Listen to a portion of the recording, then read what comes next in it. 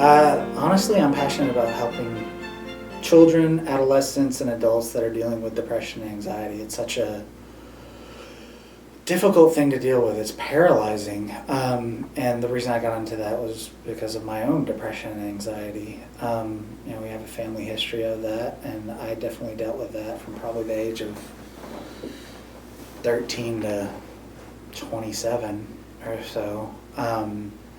And once I got into this field, it just kind of gave me a direction and a reason to help others that have dealt with that as well.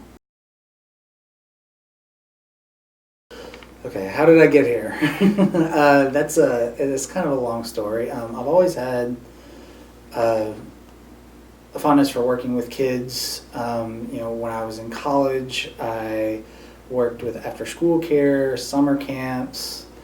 I went on to become a teacher, but I felt there was a disconnect between my personality and the job of being a teacher.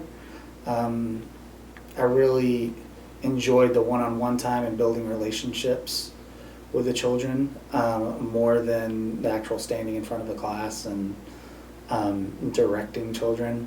So I've always had an interest in philosophy, psychology, just the human condition, what makes us work as people. So I decided to incorporate the two, and I went back to school to get my master's in counseling. And ever since then, I've been either in an internship or here at a private practice, working with children, adolescents, teens, primarily, some adults as well. But that's kind of what brought me here. Perfect. Definitely.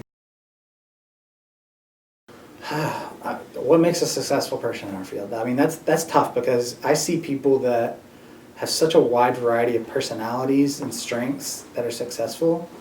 I think the one thing is the ability to have empathy for other people. I think that is just absolutely paramount to being able to be a good therapist and counselor.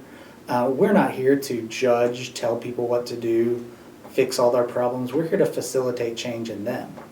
I always say that it's like I'm holding up a mirror to my client or to the child to try to help them figure out what's going on. So I think one of the biggest things that you need is empathy. And secondly, you need some self-awareness. Awareness of what brought you to the field, awareness of your own emotions, and aware of your own biases to make sure that you don't bring that into a session. Okay, perfect.